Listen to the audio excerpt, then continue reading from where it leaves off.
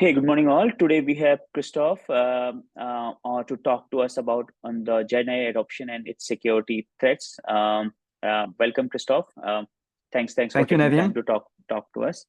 Yeah, if Christophe, if you can briefly describe your current role as well as your vast experience in the security industry, and I know, but it has been pretty vast, pretty big in terms of as like both the sides. So if you could tell briefly about that, that would be helpful. Sure. So first, thank you for having me on your show, Naveen. So I'm Christophe Briguet. I'm a product manager at Stellar Cyber.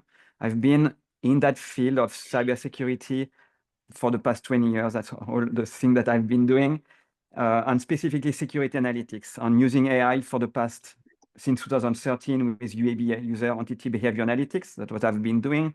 Analyzing alerts, classifying alerts, reducing false positive, creating cases from those, so correlating those alerts to create those cases. And that's what I've been doing, working with data scientists, customer, and user security practitioner.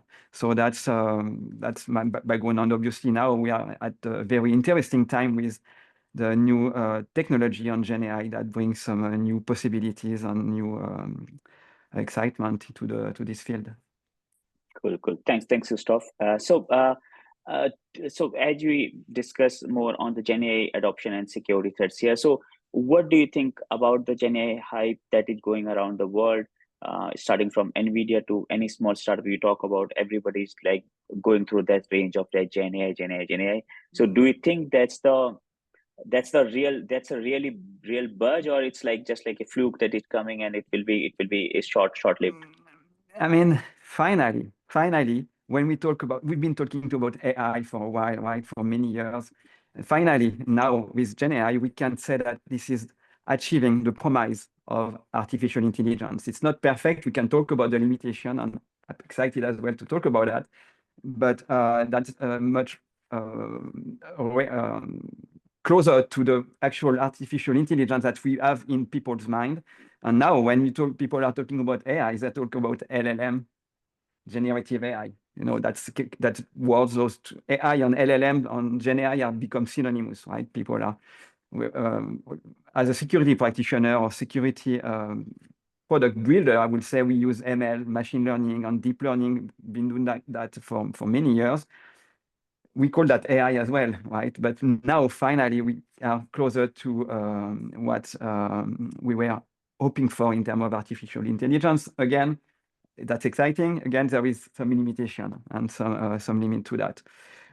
It's here to stay for sure. It's not a hype. Gen AI is everywhere. AI per se is the new electricity. I mean, that's not a new term, but that's an idea that has been there for a while. I think if you follow that analogy of AI is the new electricity, you can think about the transformer architecture, which is the foundation of LLM, is the new transistor, right? The transistor is the component that make all electronics equipment to actually work. And that's the same approach. So the transformer is fundamental to the new generation, to this new generation of AI service and AI product that work on top of Gen AI. And yeah, that's revolutioning every sector. I mean, you name it, right? I mean, from cybersecurity, obviously, from healthcare, medicine, help desk. I mean, all those transportation. I mean, robots and manufacturing. I mean, everybody is using that. And a company that is not using AI again right now is probably not relevant anymore. So that's not a fade or something that's going to go away. It's here to stay. Cool. Thanks, Christophe. So Christophe, as you said, right, it is there are some limitation. Definitely this is like a big thing, and there is a limitation, but there are some significant security threats that are also coming with the adoption of Gen AI. What are your thoughts on this, apart from the limitation side? So I think when we talk about adoption, there is adoption from the bad guy, right? That leverage generative AI for their scheme, right? If you think about deepfake, if you think about phishing, obviously now the bad guys that want to create a situation that to impersonate or to imitate, the Gen AI will create a hyper-realistic impersonation. So you can receive a text from your CEO, your CFO asking you to jump on a Zoom call. You say, yeah, that's a bit weird. That sounds a bit fishy, but I'm going to see on Zoom call. That's probably, I'm going to interact with my CEO, my CFO. I can trust that. So you may end up having a discussion, a conversation with somebody that you believe is is legit and asking you to transfer money or do something and you don't realize that this is a deep fake that has been part of a broader scheme and scam. So that's a number one risk, right? Is how do you distinguish the reality versus the synthesized reality? So, I mean, we can talk about identity. That's one important aspect, how you identify somebody or a specific situation. So that's the adoption from the bad guy. And there is, again, different threat scenario that we can elaborate on. There is adoption, obviously, by the rest of the world that want to use it for their own business, on their workflow, on their own, I guess, production, creative process, and where Gen AI could introduce some unexpected consequences. And that maybe relate to the limitation. One of the things that we have to recognize is that the reasoning of LLM, for example, is simulated in a way. It's a prediction. The LLM try to predict what's the next word, what's the next token, but ultimately it's simulator reasoning. So the first risk is actually to be misguided, right? To believe to believe 100% what the LLM is telling you, and to make a decision based on that, and not recognizing that maybe that's not exactly true or right or correct, and that that's a nice hallucination. That's a term that we use, right? For that situation, the model is hallucinating, and you should not trust necessarily 100% of the output of the model. There is a good example that you can actually try is if you upload one of those 3D puzzle, right? It's a special memory or special reasoning type of puzzle. You upload a picture of an object that is a 3D object that is exploded in 2D, for example, and in those puzzles you have to reconnect the different faces of that object. You ask to ChatGPT or GPT-4o, for example, to give you the right combination. He won't be able to do it. He will tell you response A is the one that is the correct one. You have probably, if you have multiple response possibilities, he will pick up one. He will describe and explain to you why this is the right one, very convincing.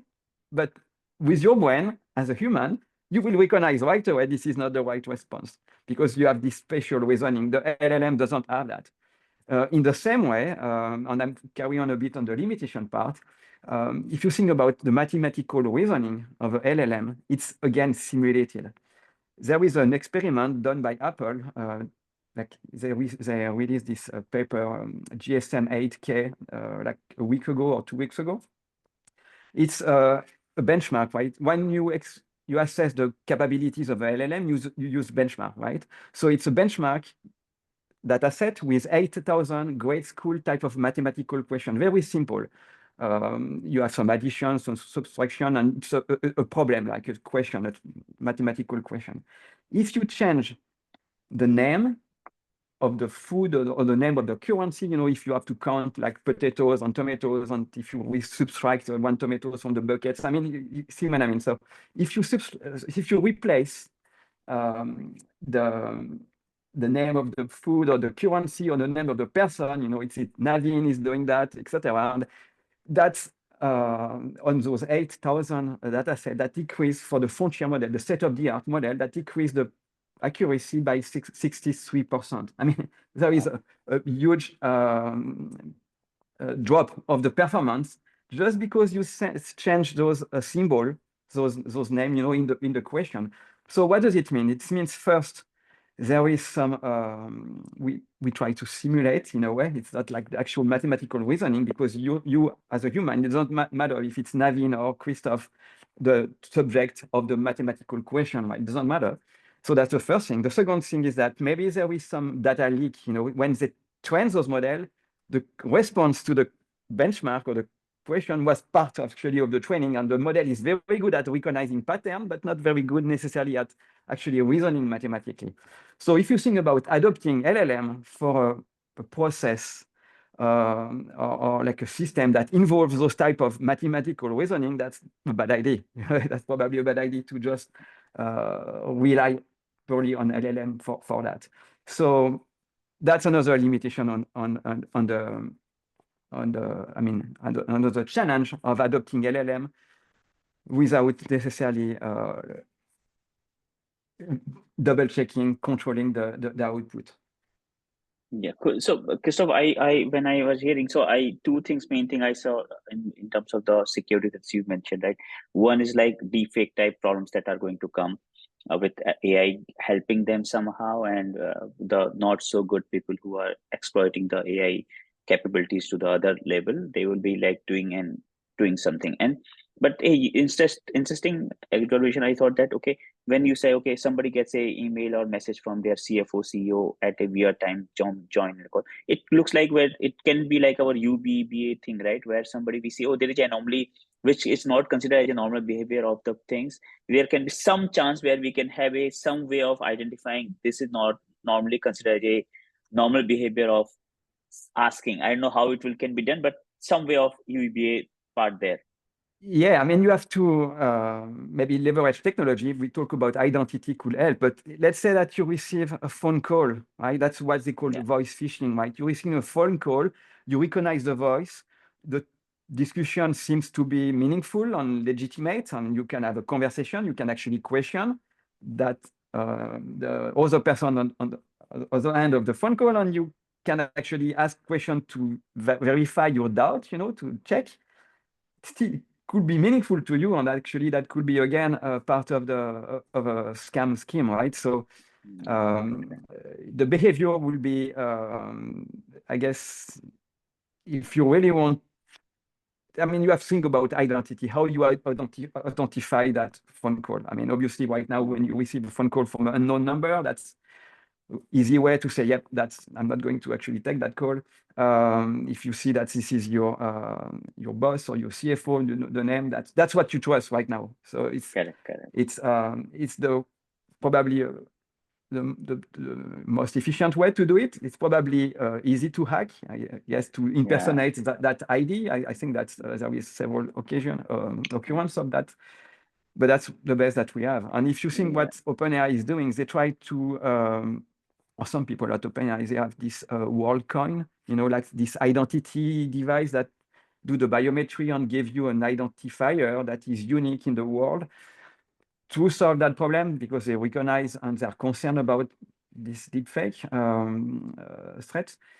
Yeah, that's one way to do it. I think apart from that, maybe if somebody asks you like for money, or somebody asks you like some for different type of things, like it's like more like, I would say, more focus on educating the people, like super education, right? Means to tell, okay, this is not the normal thing. A CEO or CFO is not going to ask for money to their employees or blah blah, right? So that type of education and that type of learning, I think, can also help somewhat. Yeah, education, awareness, and maybe a process, right? You don't Correct. necessarily you may have multiple people actually to make a decision from like we talk about transferring money. I mean,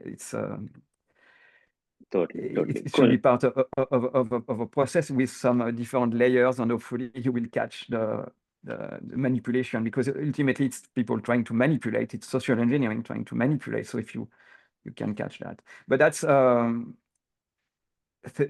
theory now, right? We are talking in practice. We will see how it's going to impact, you know, in our day-to-day life, right? It's maybe not as extreme as like transfer that money transfer, but maybe it's manipulation or misinformation, right? You believe something that actually is not true, and you make your own decision on your own opinion based on something that was you've been manipulated as well. So that's one of the risks as well. Totally. So, as we talked about, like we will all these security threats that are coming, they will be like processing a lot of things, learning, and we need to have trainings and blah and more things. So, and there are a lot of security solutions in place right now, right? So, whatever this lot of security threats that are coming in the industry with the GenAI adoption, do you think the existing security solutions that are present in the industry right now, it can be identity, it can be like DSPM, data, or whatever, browser extensions or XYZ, right? So they are sufficient for the threats that GenAI adoption is bringing to the table. No, absolutely not. Absolutely not.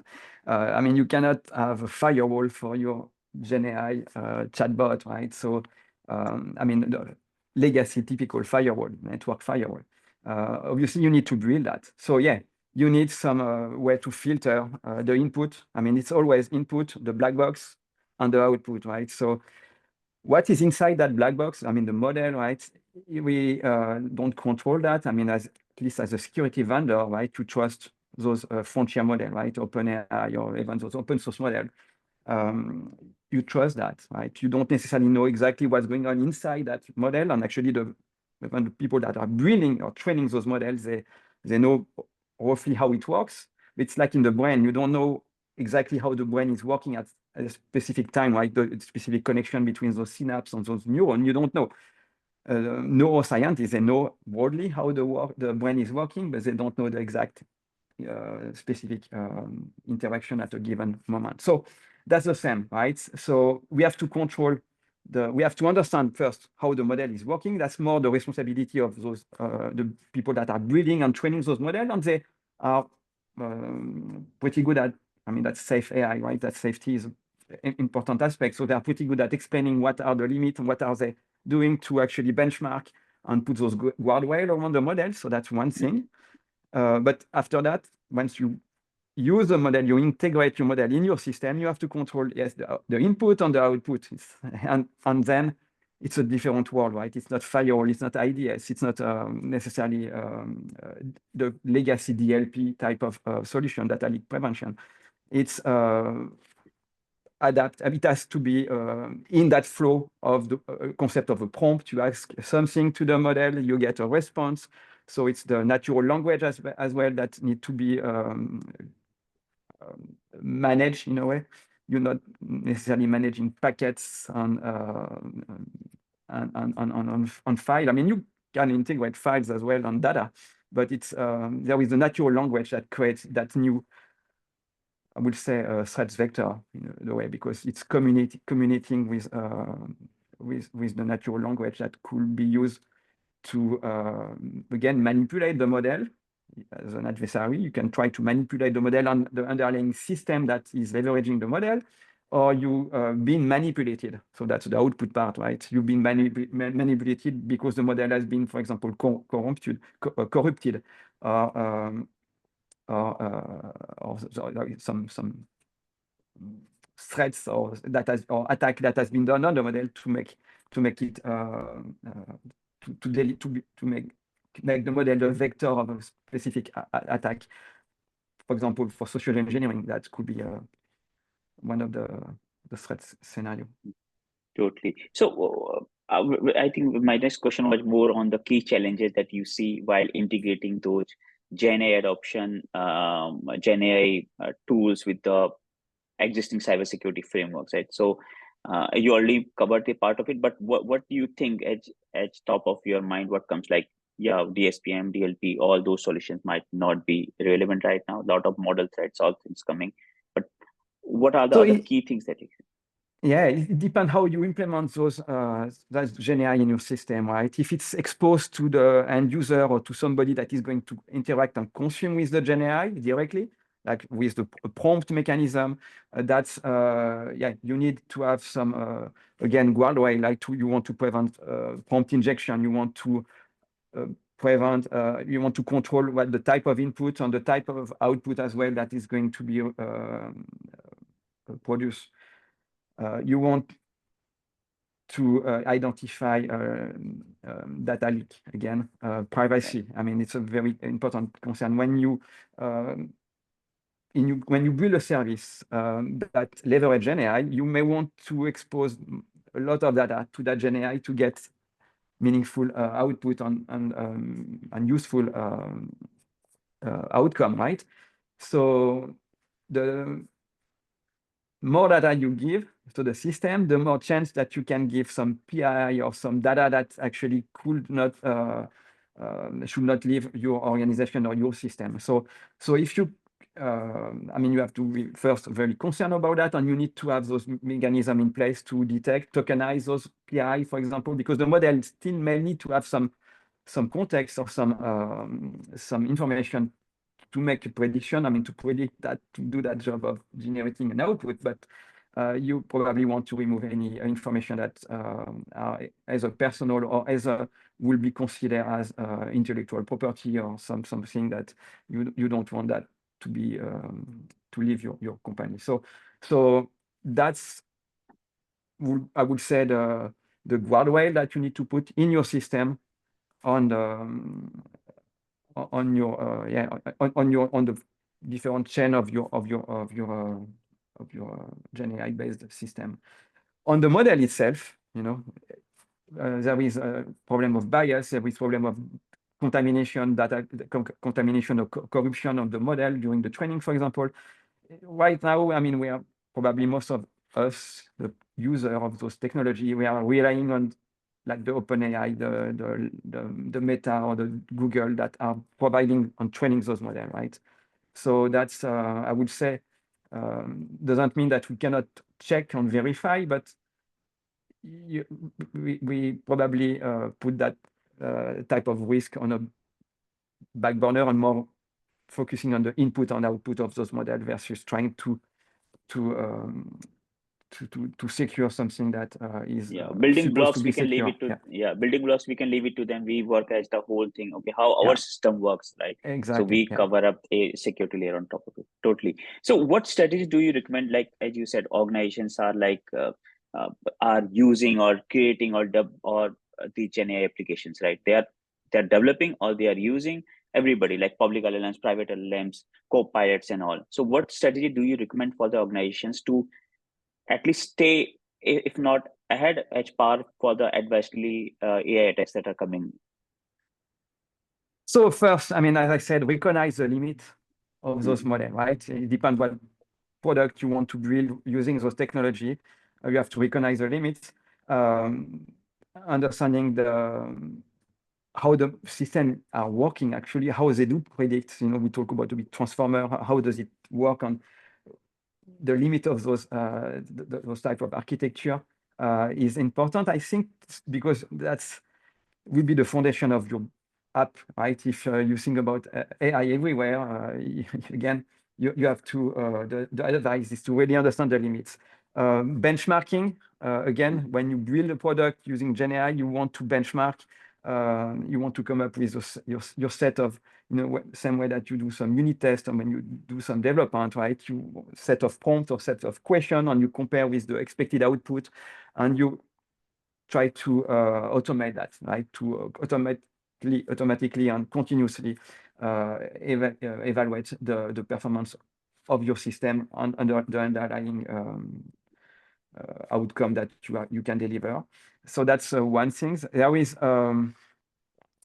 other advice as well to stay up to date on the threats on those models or the weakness or the vulnerabilities that could be identified.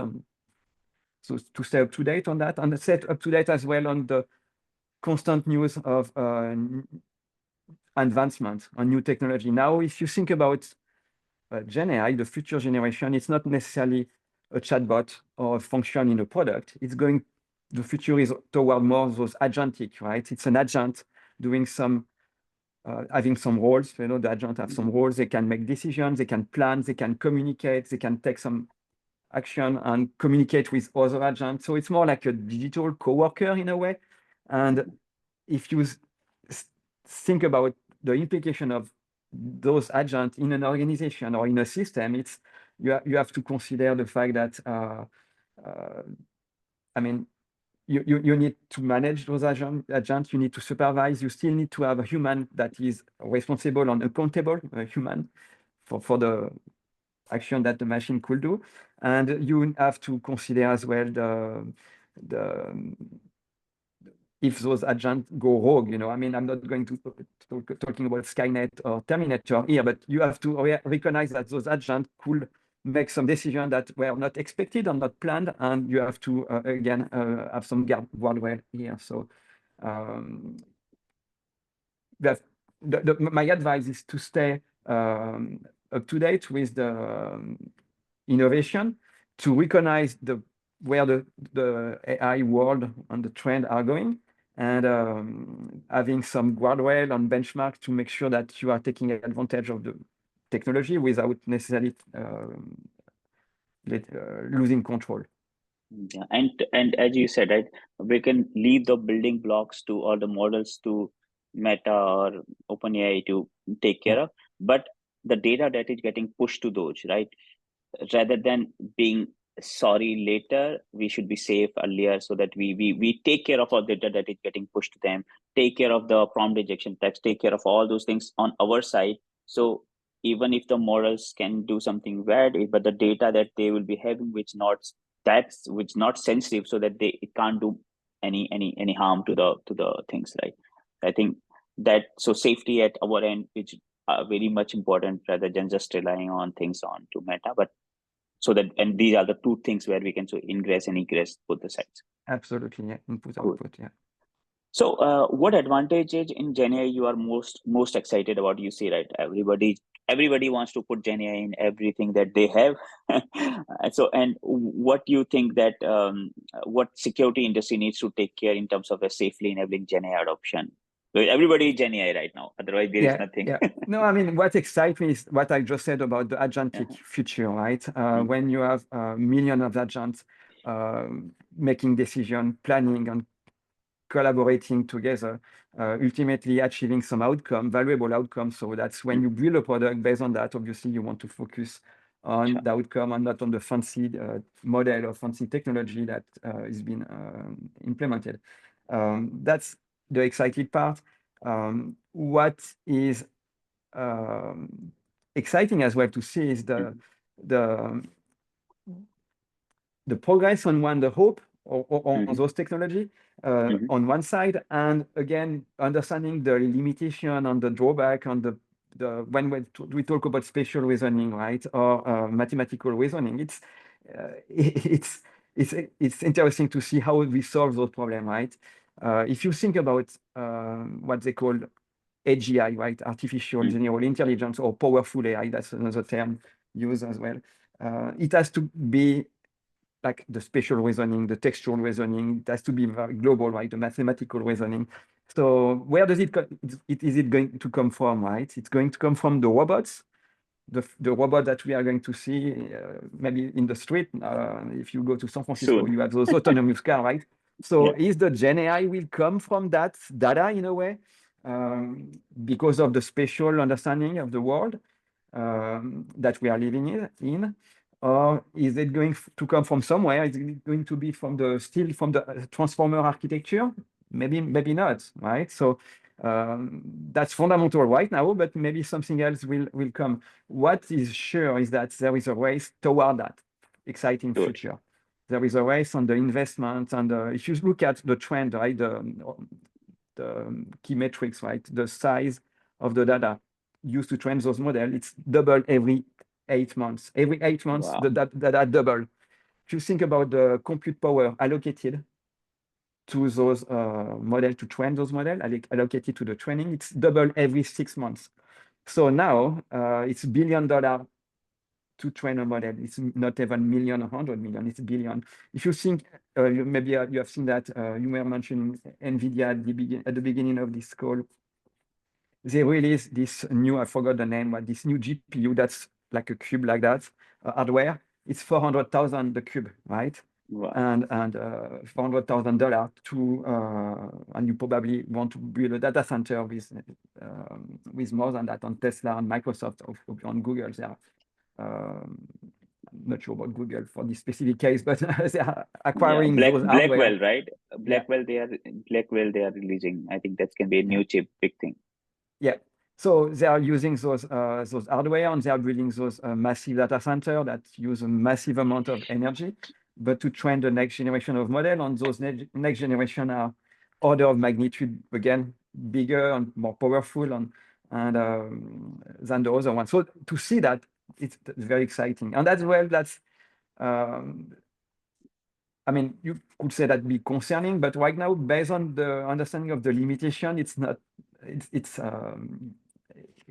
We are not yet at the singularity type of AGI level, right? I mean, at some point, again, we will get there, but there is a consensus around the idea of, obviously, the importance of building a safe AI and safe AGI. So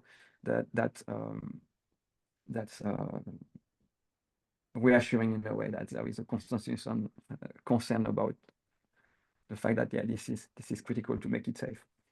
Sure. So Christophe, with interest of time, because we have only 4 minutes left, so I will just club 2 questions together. So we already discussed what organizations need, right? But as a security expert or a CISO, what are the things that he needs to be, or he or she needs to be ready to fight new security threats that are coming with GenAI adoption? Also, just continuation to this question, what you think that the companies like GenAI security company like Swift Security should be focusing more to develop solutions for them? So the first thing we talk about understanding, like keep up to date with the evolution of the technology, understanding the power, but as well the limits. If you want to harvest that Gen AI power, you have to understand what you can do well and what you should not try to do. So that's the first thing. To have the right layer of security, and you have to recognize this is not your legacy IDS firewall, DLP, etc. that you need to put in place, but there is additional layers that are more specific on the type of interaction that you are building with those Gen AI system. Talk about prompt injection, so prompt analysis on guardrail or on those input, on as well as the output. It's from a high-level standpoint, if you talk to a stakeholder, it's like DLP, but DLP, for example, for the Gen AI world. So that's one thing. For a security vendor like Swift Security is to recognize as well that the things are going very fast. The chatbot is just a features. It's a Gen AI features in a product. That's a chatbot. That's great. But the future is going to toward more like the agentic type of framework where all the product is AI based, right? Or it's agent talking together. So how do you secure that? How do you control and supervise those agents and make sure that they are not going rogue and the decision that they are making are not are aligned with your guideline on your policy and your the limit of what they should supposed to be doing? And that's a new world. That's a new world. It's Totally. I think API approach because if agents talking to agents, API approach would be better, where we have API sitting in the layer, right? And then one agent talking to other, rather than having a proxy approach or other things, right? API is SDK layer type thing. But thanks, Christophe. Thanks for your time today. Really informative, and thanks. You have been really helpful always. I know you from E8 days, so thank you. Thanks for taking time to talk to us. Thank you. My pleasure. Thank you, Naveen. Thank you.